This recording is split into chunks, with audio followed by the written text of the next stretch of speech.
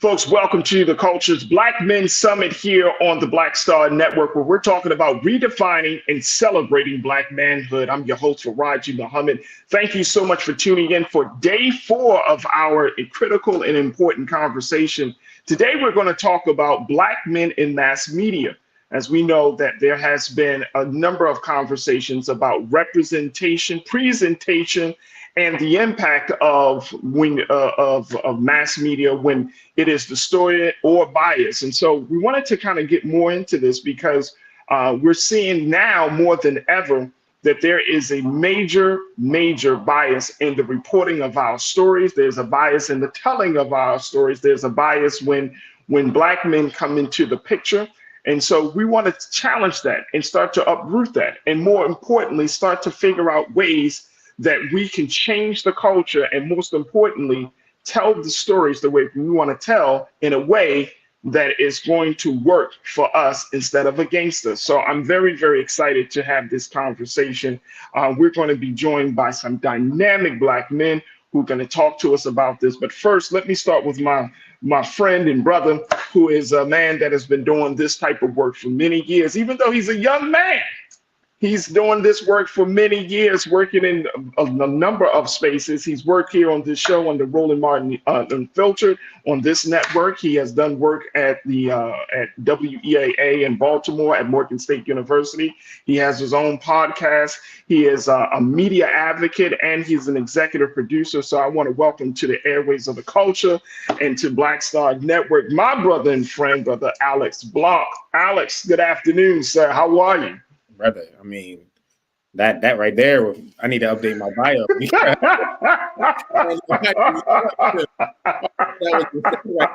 I am blessed, Farajii. I am very happy to be. I'm very happy to be here. I couldn't ask for a better program to be on to talk about this topic, man. Hey, man, I appreciate you, man. And for those who don't know, Alex is, when I tell you this brother is sharp, he is sharp, y'all. He is absolutely sharp, and he understands the dynamics. He's worked in media for many years, but more importantly, he's a man that actually cares about how our story is told. And so, Alex, I want to kind of get the start on from you when we look at this situation of Black men in mass media. As a young Black man, you've been in a lot of different spaces. Mm-hmm. You've worked with everyone from Oprah Winfrey. You worked all the way up to presidents of HBCUs and colleges. You worked with hip hop artists in all of your spaces. Of course, you've done fantastic work with us here on Black Star Network, and we're working with Brother Roland Martin himself. So you've been around a lot of different people, but I do want to know, do you truly believe that there is an agenda to misrepresent Black men in the media? Oh, absolutely. It's I wouldn't necessarily, it is an agenda, but then also it's a mechanism that has been used to oppress us for a long time. You know, I truly believe that the dynamic of the black household has taken a huge impact from that dynamic and that agenda. Being in the media, of course, I worked in, as you mentioned, all of the spaces, and I've just seen how it can influence all of us. You have these stories, and it's just ironic that you ran that piece from Roland, Uncle Roro. Honestly, we didn't even have to have this segment because he said it all right there in 30 seconds. Going back to the Freedom Journal, where we wish to plead our own cause. Why is this something that was said so many years ago, but yet we still find ourselves having this conversation because misrepresentation has been at such a large rate? And then also we see how it translates when we are misinformed and how misinformation can spew hate, can spew a culture, can get somebody into the office that didn't deserve to be there. But when we look at our culture overall, there is a huge byproduct of this agenda that is still going down and trickling down into our communities every single day. Absolutely. And I'm glad that you brought that up, bro, because I feel like we need to really take a look at the impact of that, because I don't know if people truly know how much that goes into the psyche of Black men, right? And I remember growing up, Alex, seeing certain images, you know what I mean, back in the 80s and 90s, and for all the brothers in the chat, y'all remember this, right? Like, as much as we had quote unquote gangster rap, right? The emergence of street rap in that gangster, quote unquote gangster culture. There was also Bill Cosby. There was also Carl Winslow on Family Matters, right? There was also, you had shows like Living Single, where you saw black men, those black men characters. You had shows like Martin. You had a lot of different, there was an array of expression of black men, right? Growing up in the 80s and the 90s, and there was this thing. And the level of quote unquote consciousness, people would say that that was like the Renaissance conscious age, right? Back in the 90s, where we were super pro-black. I mean, we wearing X's on our shirt to represent Malcolm X. We rocking dashikis and Afrocentric patterns, and you know what I'm saying? And we were in that space. The Million Man March happened in 1995. That took things to another level. But then I saw after the Million Man March that there was even more intensified effort to remove the positive, the empowering imagery of black men, because all of that time, even though, like I said, you had gangster rap. I wouldn't put, even though Boys in the Hood was a very popular film in the early 90s, it wasn't a film to glorify street life. It was a film about how to get through street life, right? Like you can still win. And so I think that after the Million Man March and maybe a year or so after that, we started to see this greater intensity to remove black men, to start to diminish the imagery of black men. So what should you say? Are we slowly getting back into that place right now? I mean, there's a lot of people that are making conscious efforts. I mean, outside of just, you have your Ryan Cooglers, you have people that are stepping into spaces to try to take control and hone our narrative. You have Roland Martin, you have yourself, you have me, there's people that I have met that I never knew about in the job that I'm doing right now. And I'm just like, wow, there's so many people that are working behind the scenes. But here's the problem. I would not know these individuals and the work that they're doing if I wasn't in these spaces or allowed to go into these spaces. Now, I am blessed to be able to walk into the rooms that I am in. But let's talk about the average person that doesn't have that access. The average person that is just seeing what is mainstream. And what quantifies as mainstream is normally what is entertaining. But sometimes what is entertaining doesn't serve as what is within the best interest for our community. I use myself as an example specifically because I didn't, ironically, and you know this story, Farajii, I didn't know about journalism. I didn't know. I knew about Spike Lee. I knew I wanted to be a director, but I never knew of journalism as a route that I could really take and pursue within my career. But again, influence and mentorship, right? There was a conversation that I remember, I think it was Van Jones that was talking about how instead of trying to correct or reform people, we need to serve our community in a form of mentorship. And one of the ways that I have gotten even stepped into media was through the form of mentorship. My mentor, God rest his soul, George E. Curry, passed away in 2016. But prior to that, he was the one that even showed me what you could do. He showed me the power of controlling your voice and controlling your narrative. But again, let's speak back to how many people don't have access to that. Now, this is somebody that I've known my entire life, and he's 1 degree away from me. And I didn't even know this is a man who was a part of NABJ, who has done respectable things within the journalistic community. And he's 1 degree of separation, and I didn't know who he was. So let's think about how many people are seeing the impact of not knowing who they are or the potential that they can reach.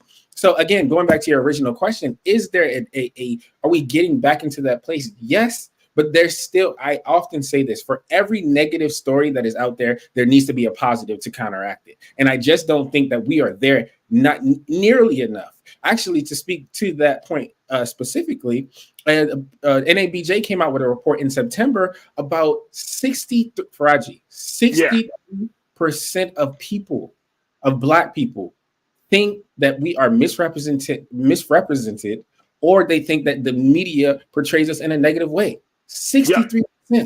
Yeah. Now, for us to see that is a problem, Because now, if you already feel and you're going to an outlet and you think that they're not talking to me, they're not going to say anything positive about me, where are you getting your information from now?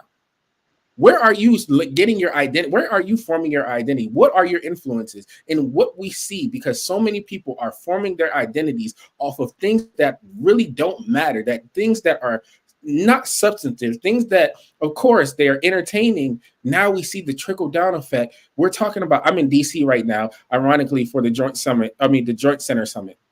And DC has seen an uptick in crime where nearly everything has doubled. Homicide has doubled. Robberies have doubled.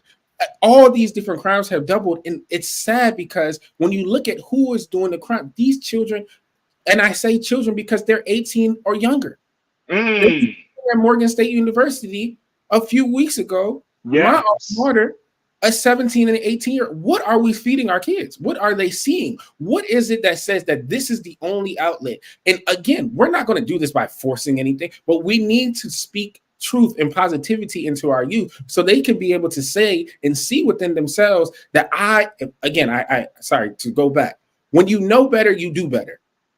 But right now, there is not enough representation for. Hey, bro. Hey, no, you good. Hey, no, because what you're saying is truth. And here's the crazy part about this, Alec. The crazy part is, I'm going to give you two quick examples, then we're going to take a pause. First example, this is something I personally have seen. You go to a children's party, they playing adult-ass music. The ratchet, non-edited music. We talking about to a kid. I'm talking about whatever your ratchet trap music is played at a 6 or 7-year-old party.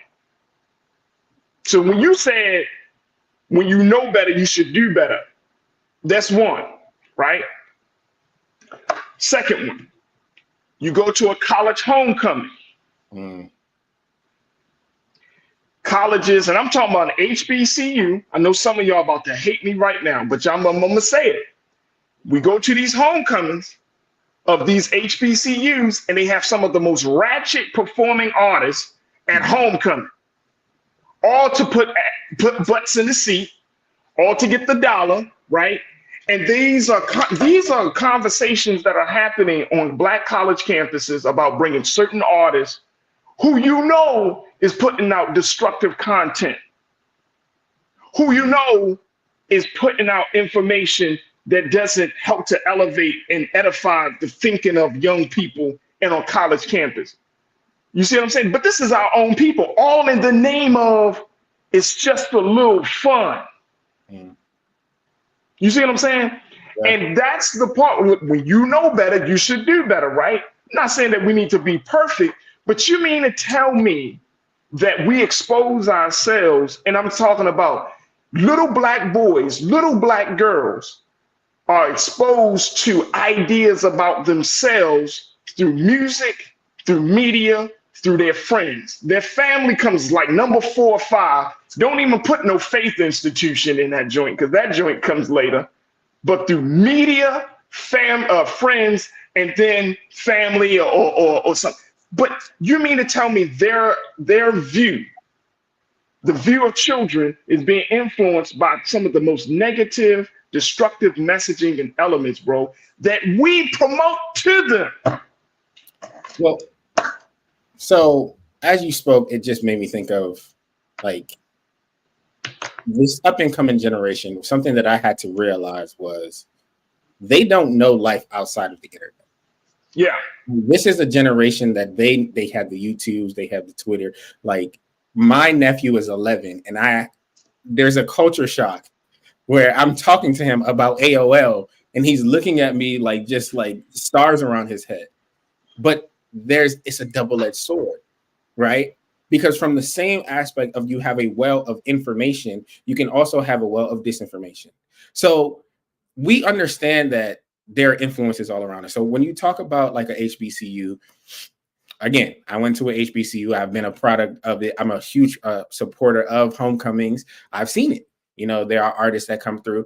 And I've heard the argument that this is a representation of what we see. This is just our narcissistic standpoint. I would love to hear your take on this about rap being an artistic, but at what point do we take a step back and say, okay, this is the effect of certain lyrics? We can see. And it was ironic because I just finished reading Young Jeezy's book.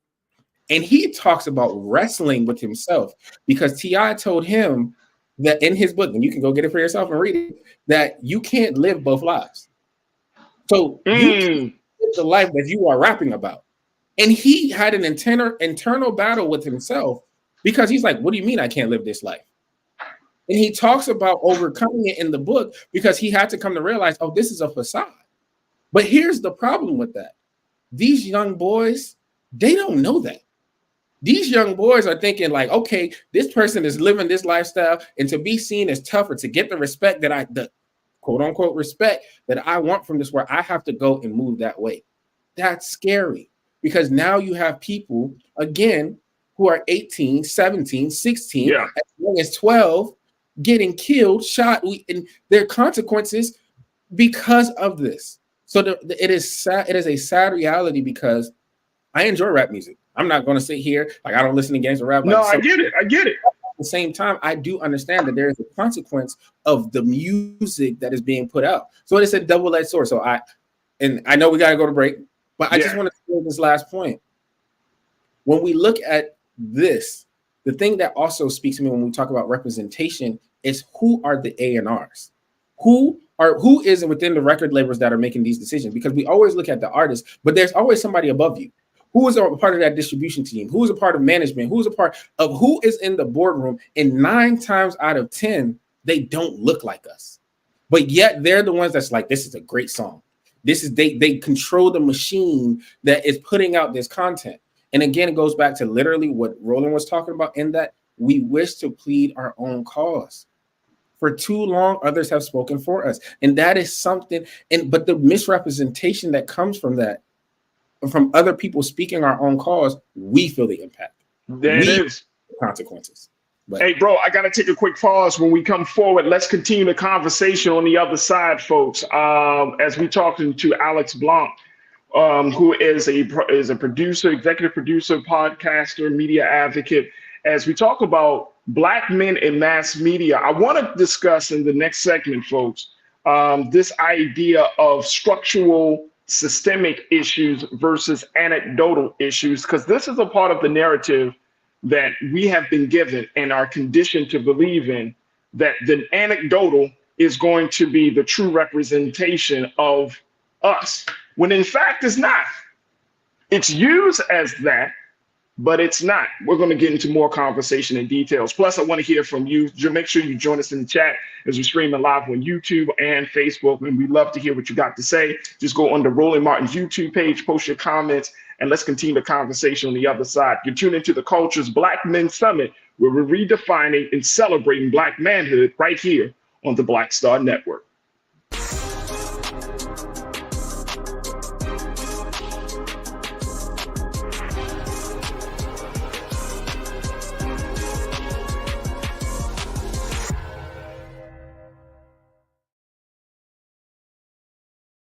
When you talk about blackness and what happens in Black culture, we're about covering these things that matter to us, speaking to our issues and concerns. This is a genuine people-powered movement. There's a lot of stuff that we're not getting. You get it, and you spread the word. We wish to plead our own cause.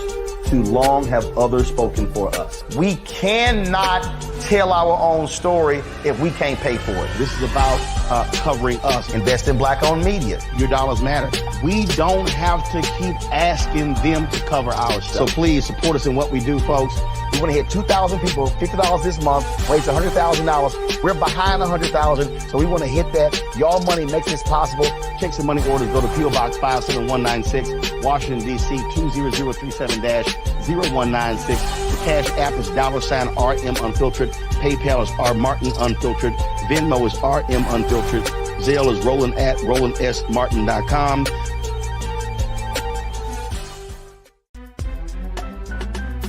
I'm Farajii Muhammad, live from LA. And This is The Culture. The Culture is a two-way conversation. You and me. We talk about the stories, politics, the good, the bad, and the downright ugly. So join our community every day at 3 p.m. Eastern and let your voice be heard. Hey, we're all in this together. So let's talk about it and see what kind of trouble we can get into. It's The Culture, weekdays at 3, only on the Black Star Network.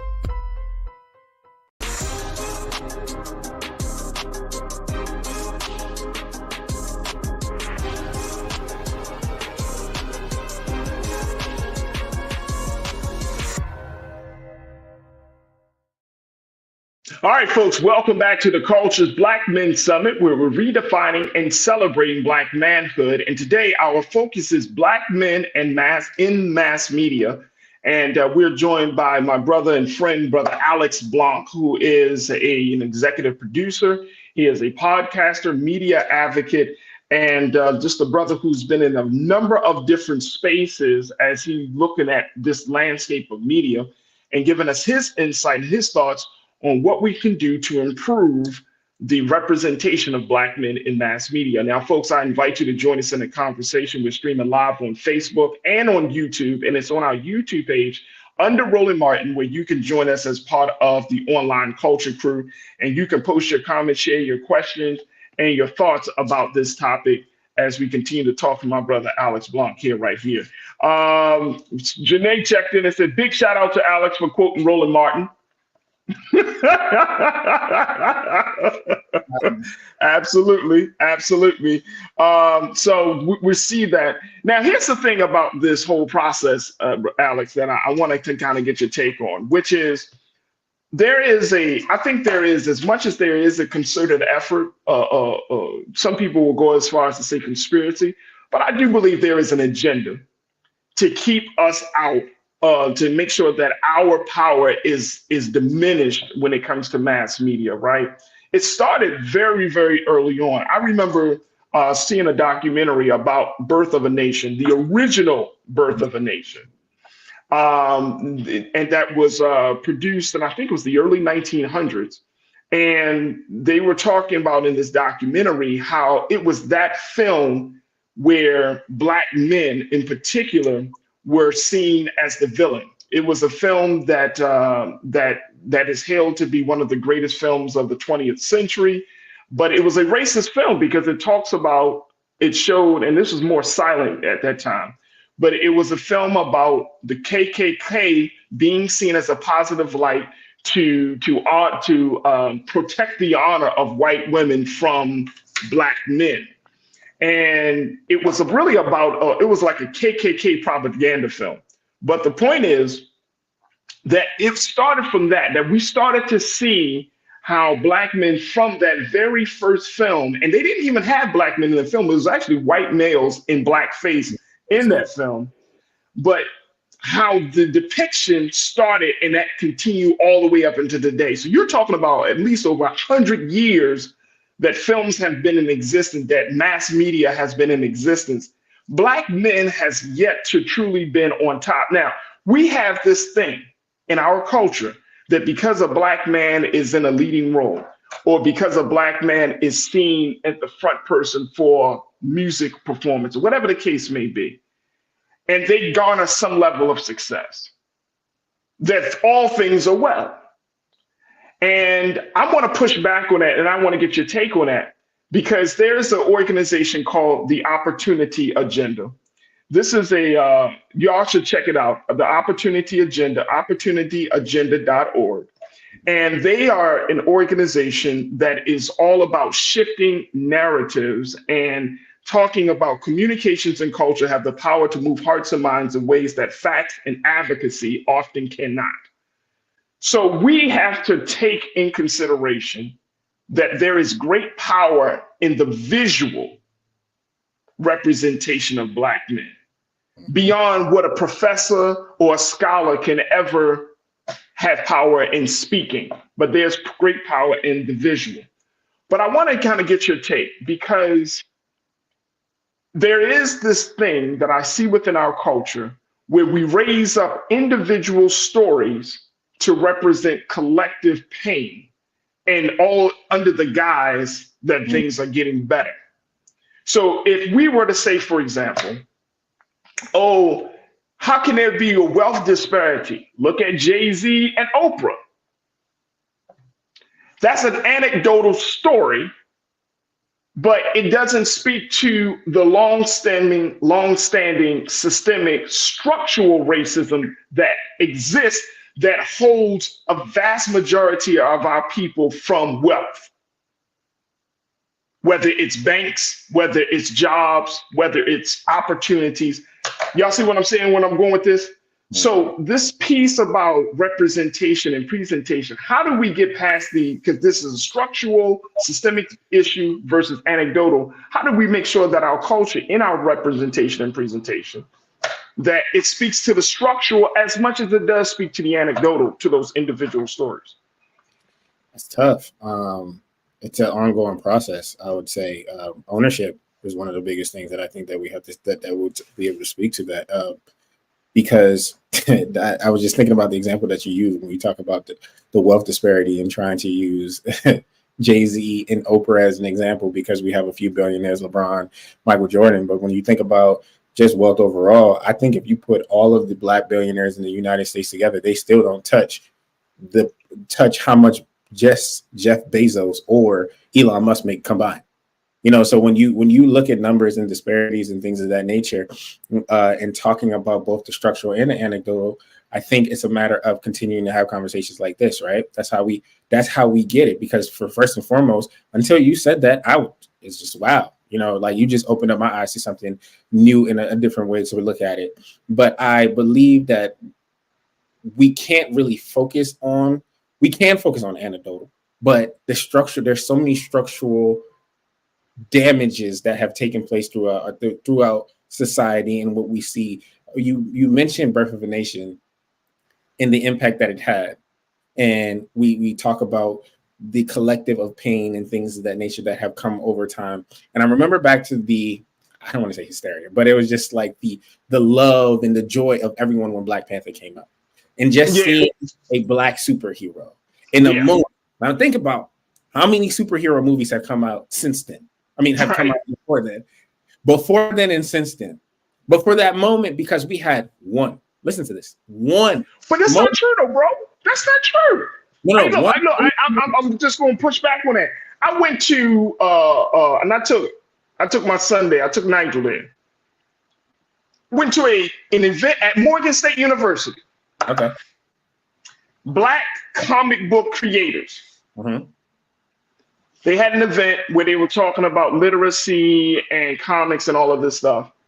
And if y'all saw how many Black superheroes there are in the comic book space. Oh, no. Let me clarify. I get it. Okay. I know there's more. Yeah. Oh, man, please.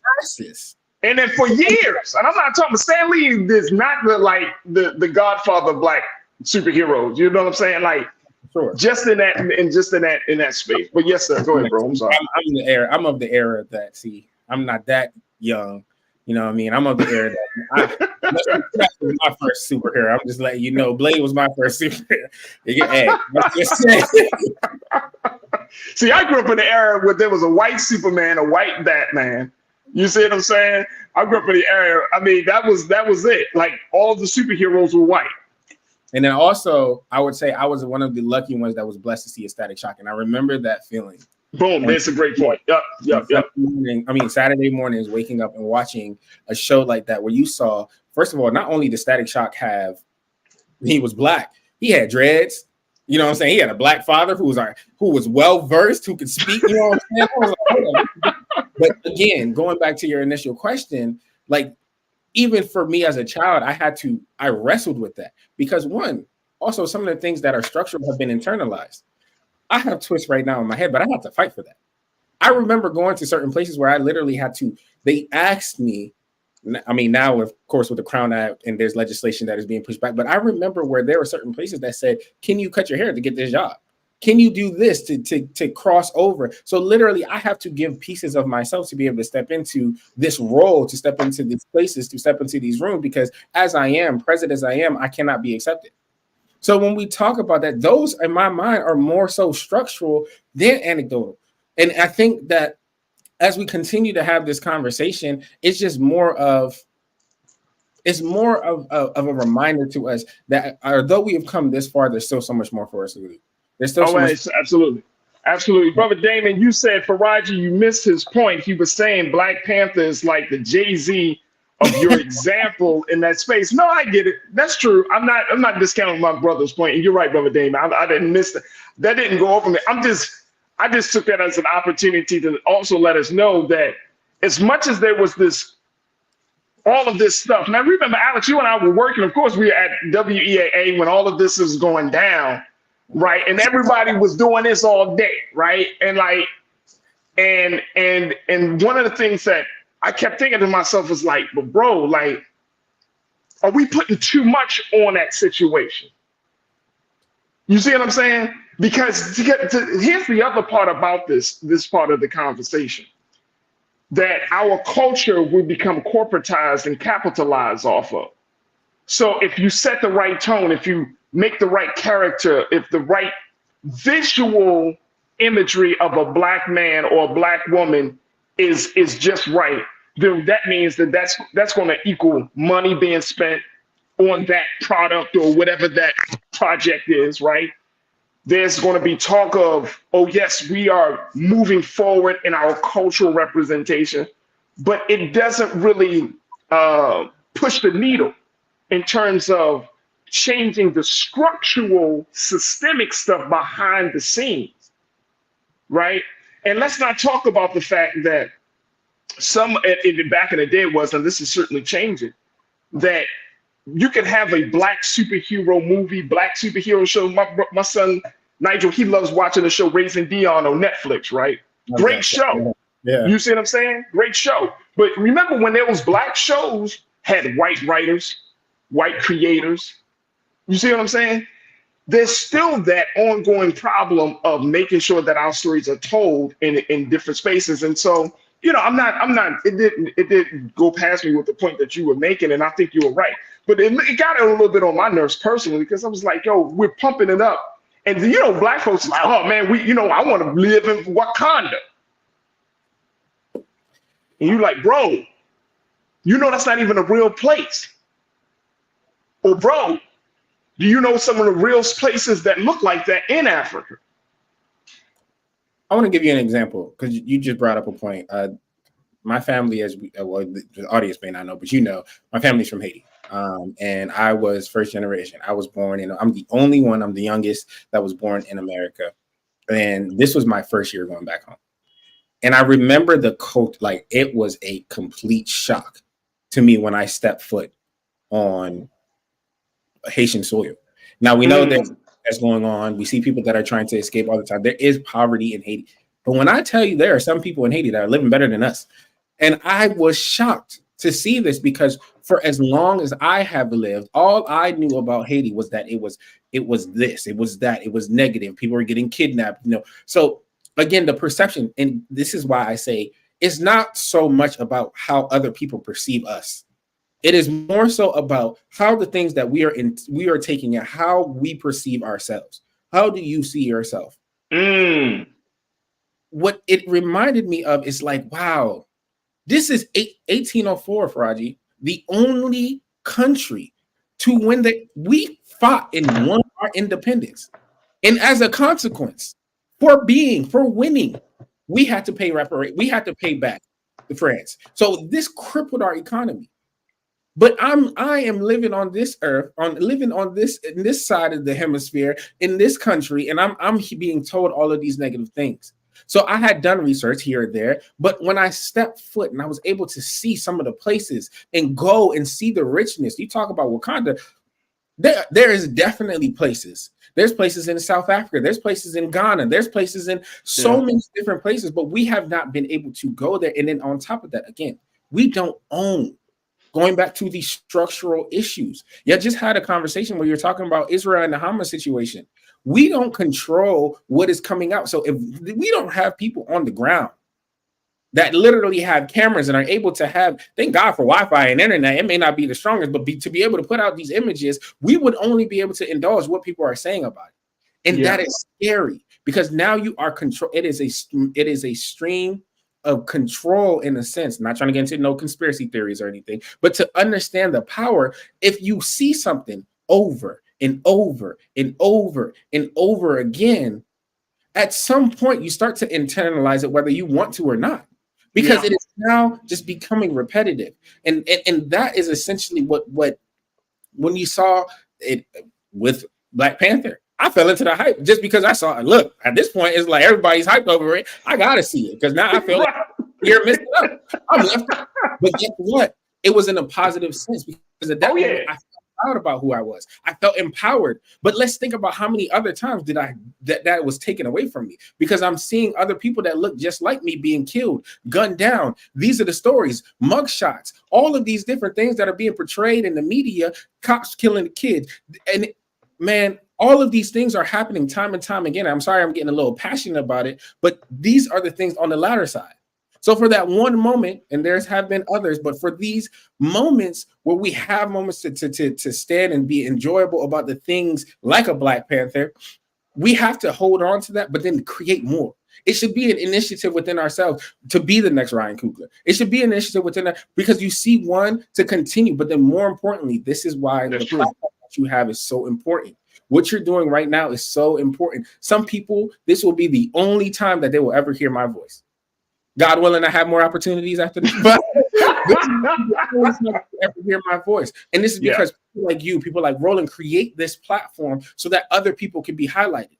I did not go a traditional route. I did not know that I could be a journalist. And I know that we are talking about mass media and Black men overall, but this is not a message that's just for Black men. This is for Black women. This is for Black boys, for Black girls. This is for a Black community overall, because we need more of this. We need more summits like this. We need more conversations to be able to shape the narrative, and we can move forward with an authority. We're not asking for permission no more, bro.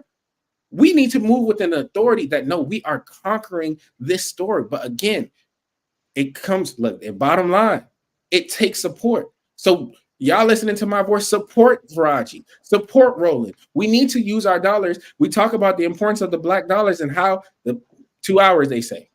I remember the TED Talk, I said the Black dollar stays within our community for 2 hours before it's sent somewhere else into another community and spent. But that's systematic because we don't own nothing. We don't have banks. We do have banks, sorry, correct? We don't have a lot of structural things that will be able to create that economy. So when we do like something like this, it is important for us to feed this fire. Don't ever let this fire go out, because this fire will be a torch that can be passed on to light other fires. And it already has. Sorry, hey, bro, I got to take a note. It's just all, man, you ain't got to read, bro. Please, passion is what drives this show. So come on, man, stop playing. Look, we got to take another quick pause. When we come forward, let's have more conversation about this, folks. As well, I'm talking to my brother, Alex Blanc. We're talking about Black men in mass media. Join the discussion. Share your thoughts on this topic as we are streaming live on Roland Martin's YouTube page and, of course, on social media. So make sure that you join us in the conversation. When we come forward, I've got some more stuff I want to share with you as we have this conversation, because we also got to look at how do Black men from various communities, from marginalized communities within the Black community, how do they see themselves? How do they find a voice? If you're part of the LGBTQ community, if you're part of the community of brothers and sisters who come from the islands like my brother Alex does, but they don't see themselves as part of, as being welcomed by American Black men. Let's talk a little bit about that. Plus, later on, can we get some solutions on the table? Can we have some conversations about what should we do moving forward? How can we change the culture? How can we change the narrative? Folks, we still got a lot of work to do, and certainly a lot of conversation. So stay with us. It's the Culture's Black Men Summit, where we're redefining and celebrating Black manhood right here on the Black Star Network.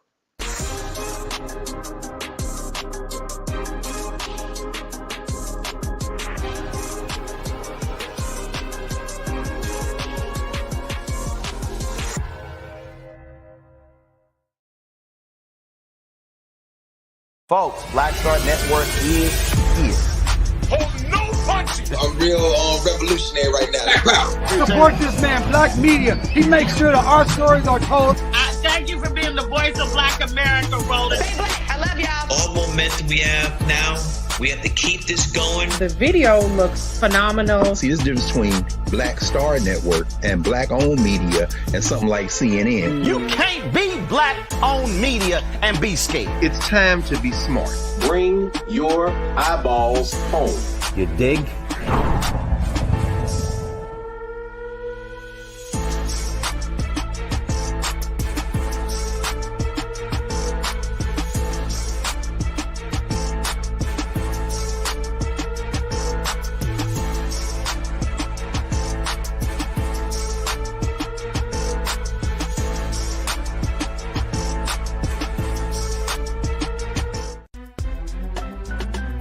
I'm Farajii Muhammad, live from LA.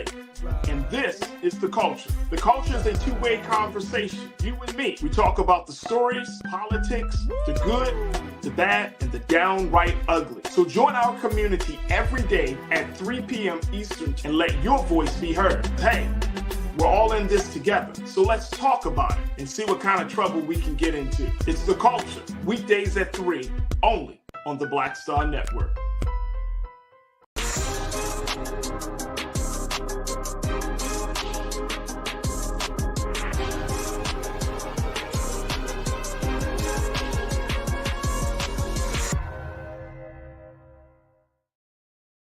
All right, folks, welcome back to the Culture's Black Men Summit, redefining and celebrating Black manhood. And this is day 4 of our summit as we talk about Black men in mass media, having a very rich and robust conversation with my brother, Alex Blanc, who is an executive producer, podcaster, and a brother who advocates for the media. So I appreciate Brother Alex on this situation.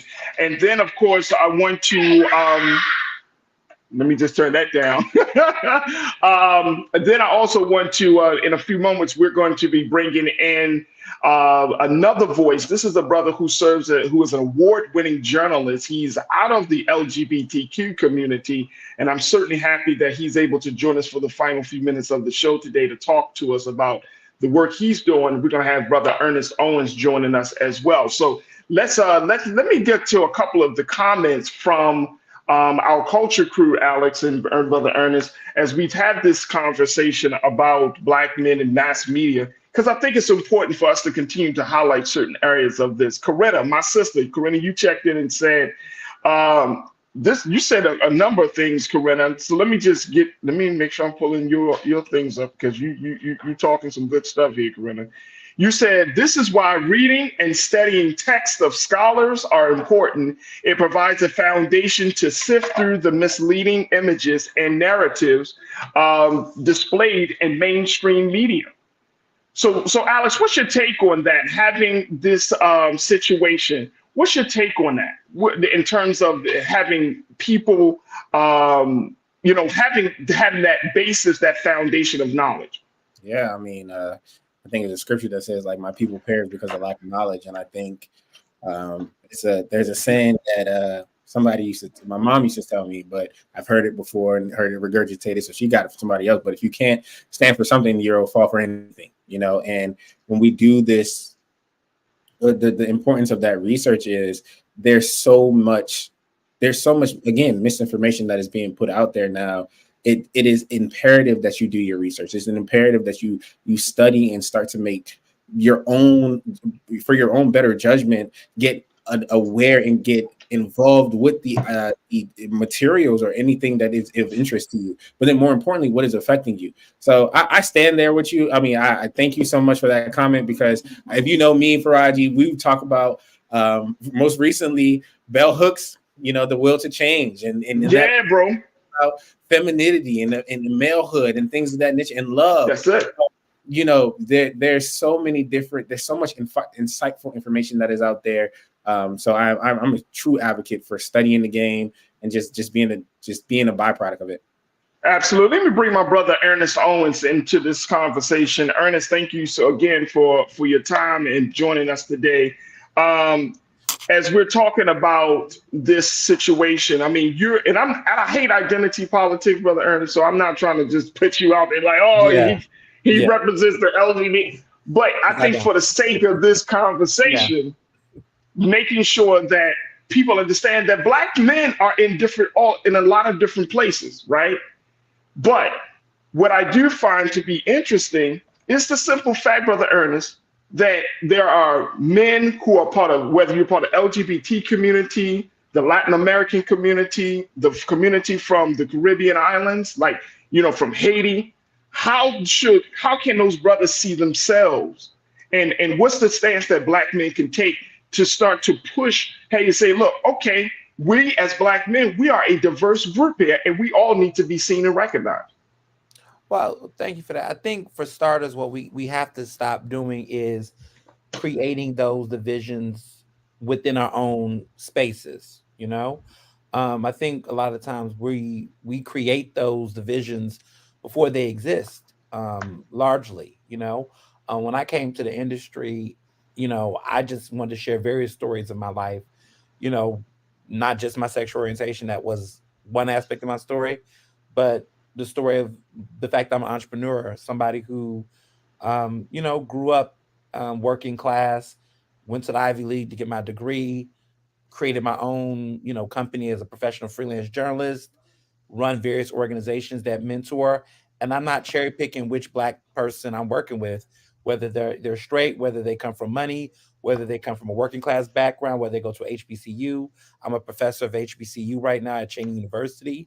I don't see all of those various factors. I allow to just recruit various people that got the talent, come to the table, let's tell our unique stories and build from there. That's what I strive to do. And I think we can fix that when we don't try to compartmentalize everyone or background. I think that has been something I've noticed a lot in the industry, is that we limit people's abilities when we pigeonhole them based on one aspect around the other. They'll be like, oh, this is a Muslim black journalist. And it's like, yeah, they're Muslim, but they also various other things in Islam. And we right. So much.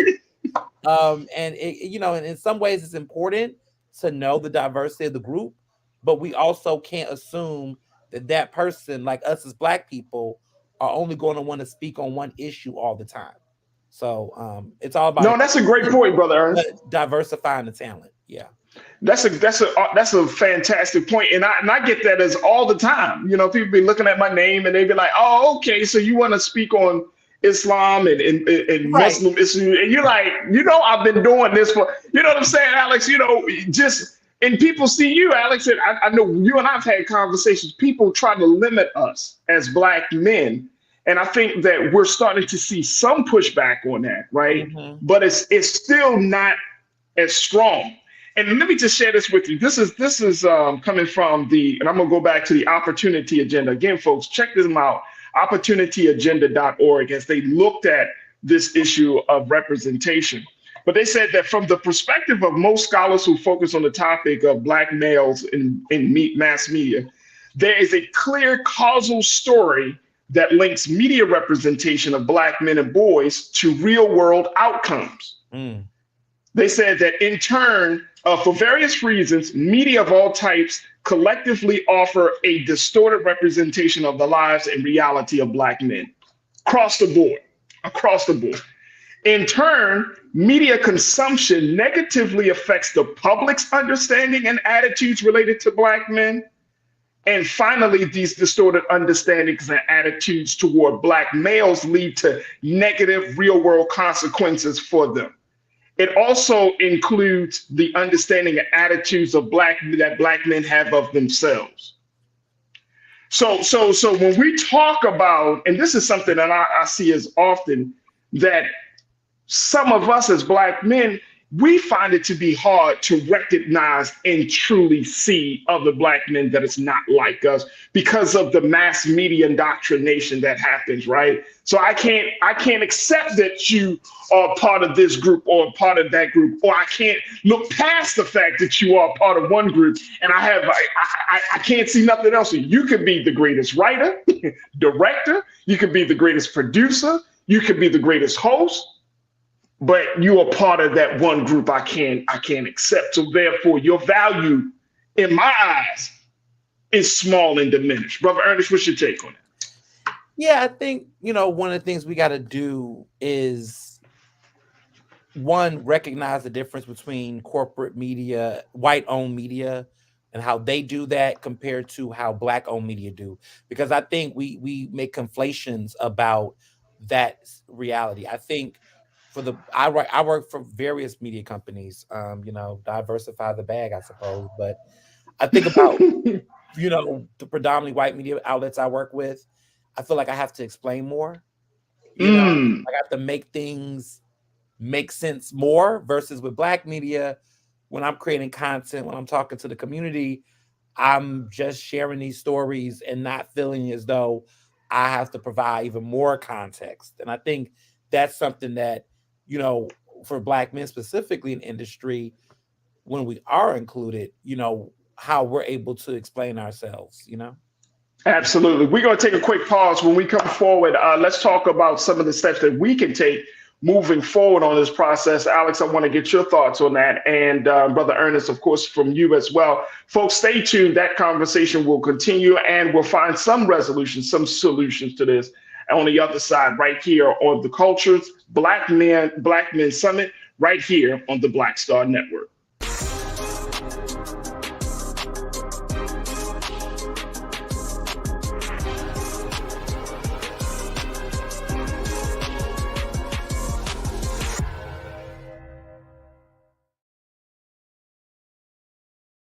When you talk about blackness and what happens in Black culture, we're about covering these things that matter to us, speaking to our issues and concerns. This is a genuine people-powered movement. There's a lot of stuff that we're not getting. You get it, and you spread the word. We wish to plead our own cause.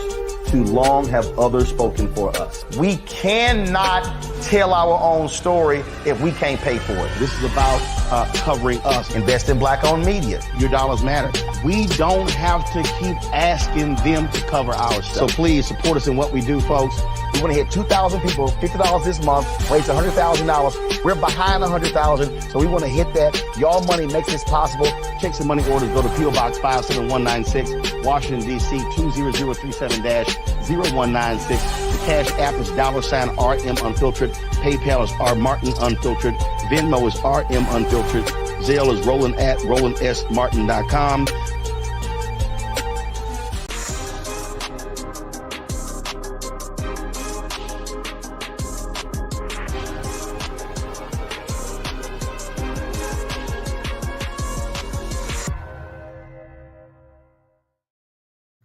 Folks, welcome back to the Cultures Black Men Summit as we are in day 4, just about to wrap up day 4 of the conversation as we talk about Black men in mass media. Joining me has been Alex Blanc, who is an executive producer, podcaster, and media advocate. And we're also joined by award-winning journalist Ernest Owens as well.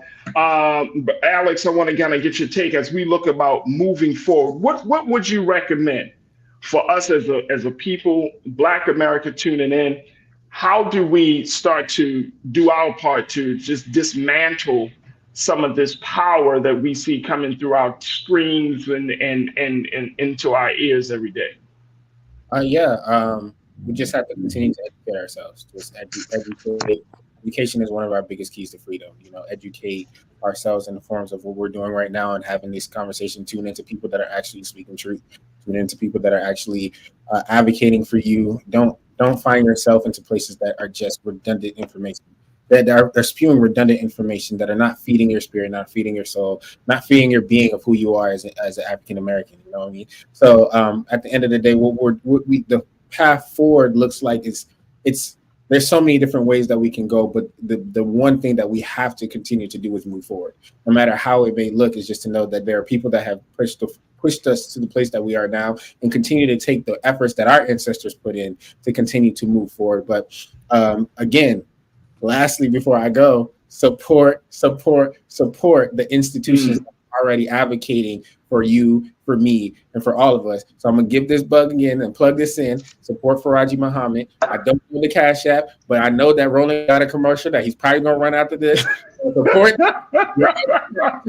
grab everything. Support the institutions that are out here advocating. Because I can tell you this, not just because I have been there and in that room, I know for a fact that these individuals at the Black Star Network are on the ground for everything pertaining to our people. And if they had more people in that staff room, we would be everywhere. So support the institutions that are supporting you. Absolutely. I love it. I love it. Love it. Brother Ernest, what will be your recommendations? We're talking about moving forward here. What can Black America do to start that process or to continue that process? I think the biggest thing we should do is make it a point to amplify and embolden Black journalism organizations across this country. I am a member of the Philadelphia Association of Black Journalists on the local level. There are several Black journalism associations across the country locally that we should be supporting, for various reasons, because we need to find community and link up. And I think too often we try to do it on a national scale, but it's really in our own backyards, like looking at the Black publications and TV stations, looking at those Black journalists in our community telling our stories, and building coalition and building people brick by brick, block by block, city by city, state by state, to have a more national unison. Because I think we are out here together and we're doing a lot of this work in silos, and we need to really come together. And that won't help if we're not looking and seeing the brother across from us on the radio side, the TV side, and bringing people together and bringing us together and sharing resources and growing together. Absolutely. Absolutely. I love that, big brother Ernest. And I appreciate you for pointing that out as well. And Alex, I couldn't agree with you more. It's easy for us to get into a space of criticizing, right? It's easy for us to start shouting and screaming, oh man, we need to see more representation. But I'm going back to the point you just made, brother Ernest. Start locally, start at home. We're probably in a space where there are more spaces for Black people and Black men to tell their stories than there ever been.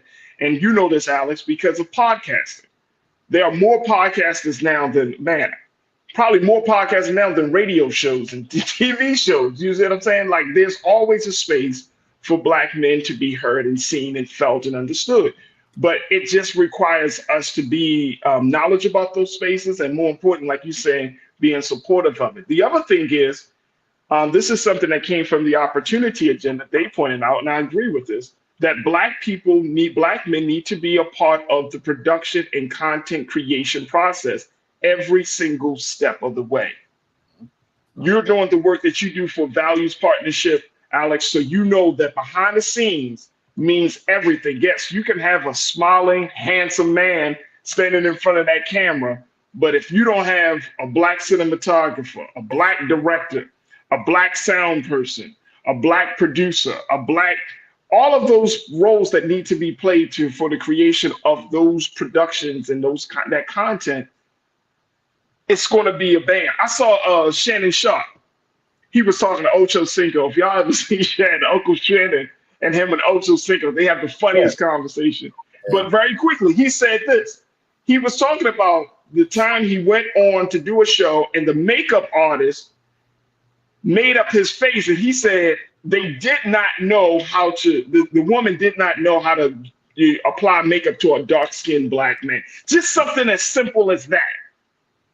And how he felt embarrassed and was not happy with the end result of her makeup style of Black men. There's a space for everybody in the process. Brother Alex, what's your take on that? I know you got something to say on that, bro. I mean, you just said it. Like, there is a place for everybody across the process. And it's important because just want to think back to in 2020 when you have all of these corporations that made commitments. Everybody was making a commitment to DEI efforts and everything. And you think about how the process has fallen off. How many of these corporations are still falling in line with the promises that they made then? So this is why it is important for us to be in these rooms every step of the process, because you'll have that individual that's like, wait. No, you said that you were going to do this. Like, this is what we said. How do we get from the beginning of the process to the execution? And you lay that out the entire way. So absolutely, this is very important. And you need, and again, what you just said is very important, because I need everybody to hear what you just said. Everybody has a place in this process. Do not feel like you are not worthy. You play a valuable role in this process.